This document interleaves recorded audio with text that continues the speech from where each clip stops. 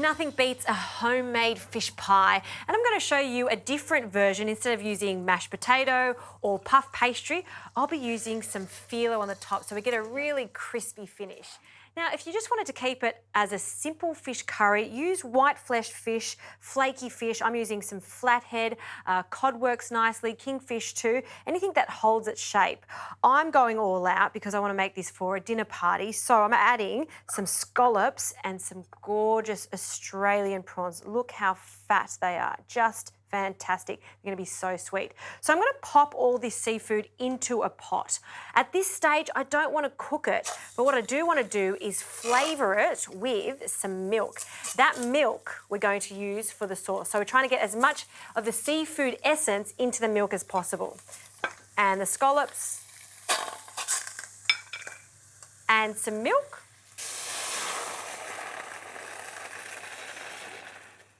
And just to flavour the milk even more, the addition of 2 bay leaves and some thyme.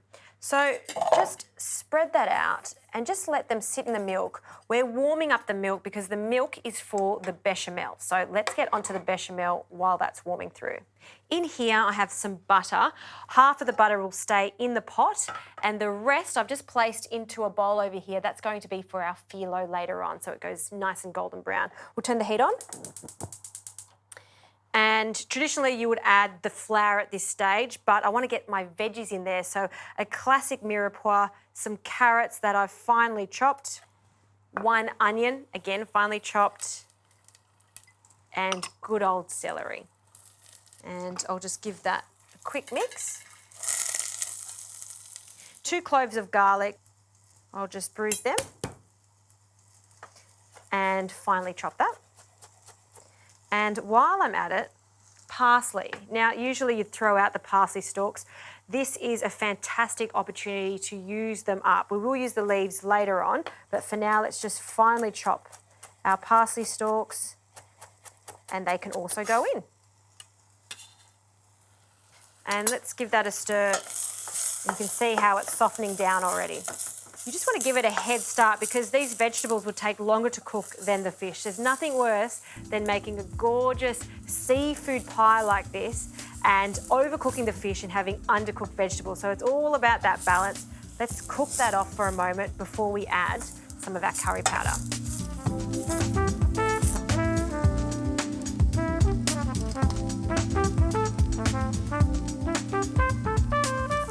They've softened down nicely, no colour, and then in with the flour. So we'll add about a tablespoon or so of flour, and we want to cook off the flour.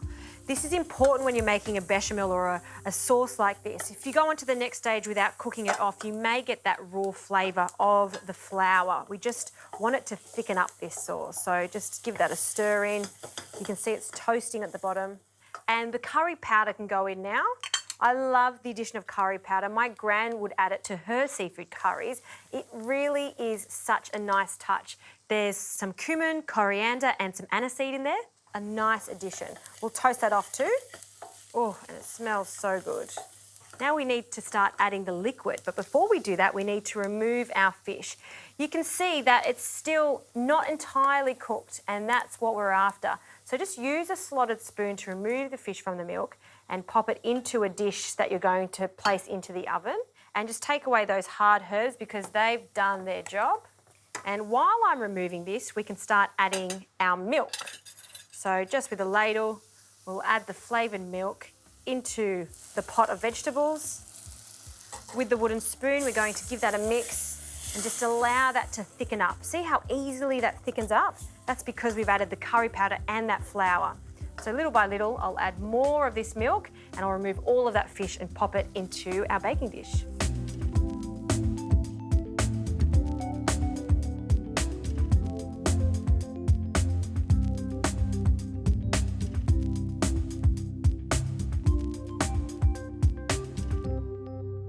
Well, this is thickened up nicely. I'm very happy with it. We haven't seasoned yet, so a good pinch of salt into our sauce. And I will add a small pinch to our seafood, just a small amount. Okay, last thing I want to add to this is the rest of the parsley. So scrunch it all up and you can just roughly chop this. It doesn't have to be perfect. That's looking good. In it goes. Just fold it through and we'll pour this sauce over our fish and scallops and prawns. Oh, yummo. Lots of sauce. You don't want a fish pie that's not saucy. Okay, now for the pièce de résistance, the phyllo topping. So I've removed my phyllo from the fridge about an hour or so ago. You want it to come to room temperature. It's just going to make it much easier to use and it won't break up. So we'll fold that out. And whenever I'm using my phyllo pastry, I always have a fresh, damp tea towel on standby. This is also a great thing to have. So each layer you use, just cover it and it won't break up either. I've also got that butter and a nice wide pastry brush like this. It just makes it so much faster. So we'll start with one. And there's many different ways that you can cover the pie, but I'm going to keep it really rustic. That's the best way to describe it. So we'll get one of these gorgeous sheets, pop it to one side of the board, cover the phyllo up. Our butter, we'll just generously brush it. So nice long strokes. And then working with one sheet at a time, you just want to bunch it together, almost making a flower, if you like, a rose of phyllo, and just placing that on top. So I make a few more phyllo roses, cover the top of the pie, and that goes into the oven about 180 for 30 minutes.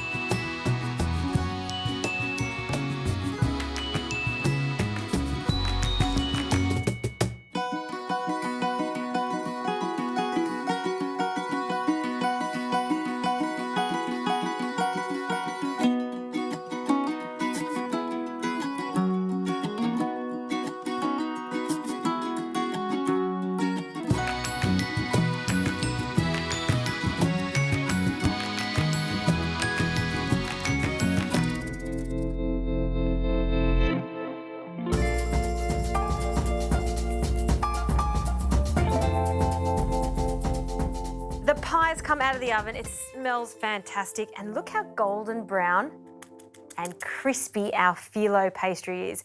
See, by ruffling up the phyllo pastry, it forms that gorgeous topping. I also added some mustard seeds for some texture.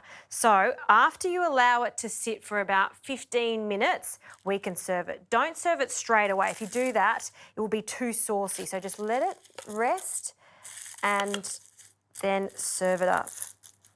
I mean, I just love the sound of phyllo pastry, particularly when you put the spoon in the pie and break it up. And look at that, so good. Put a portion into a bowl, all that yummy curried sauce in there. And you see how it's not too thin, it's just the right consistency. I'm gonna have a taste. Little phyllo, a scallop. It's so good. It's got that beautiful seafood flavour, the sweetness from all those vegetables, and that slight addition of curry powder makes such a difference. What I love most about it is the phyllo pastry on top. It makes it lighter, it's crisp, it's not too heavy, it doesn't need mashed potato. This with a beautiful salad on the side, I'm in heaven. It's good.